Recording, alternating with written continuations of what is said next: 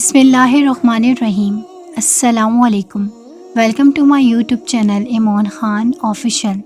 تمام video updates کے لیے ہمارے چینل کو سبسکرائب کریں اور بیل نوٹیفیکیشن کو آن کریں تاکہ آپ کو تمام آنے والی ویڈیوز کی اپڈیٹ ملتی رہے۔ ابن اسحاق کا بیان ہے کہ ایک دفعہ عراش کا ایک شخص کچھ اونٹ لے کر مکہ آیا۔ ابو جہل نے اس کے اونٹ خرید لیے اور جب اس نے قیمت طلب کی تو ٹال مٹول کرنے لگا۔ عراشی نے تنگ آ کر ایک روز حرم کعبہ میں قریش کے سردار کو جا پکڑا اور مجمع عام میں فریاد شروع کر دی۔ دوسری طرف حرم کے گوشے میں نبی پاک صلی اللہ علیہ وآلہ وسلم تشریف فرما رہے تھے۔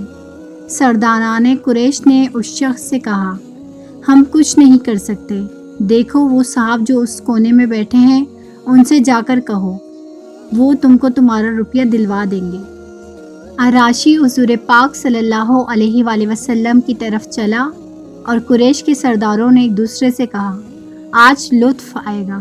عراشی نے جا کر حضور پاک صلی اللہ علیہ وآلہ وسلم سے اپنی شکایت بیان کی۔ آپ صلی اللہ علیہ وآلہ وسلم اسی وقت اٹھ کھڑے ہوئے اور اسے ساتھ لے کر ابو جہل کی مکان کی طرف روانہ ہو گئے۔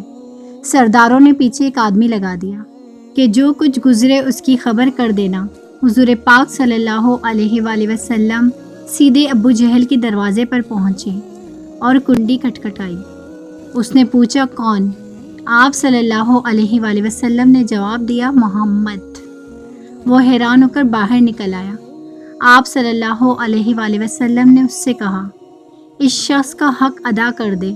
اس نے جواب میں کوئی چون چرا نہ کی اور سیدھا اندر گیا اور اس کے اونٹوں کی قیمت لا کر اس کے ہاتھ پہ رکھ دی۔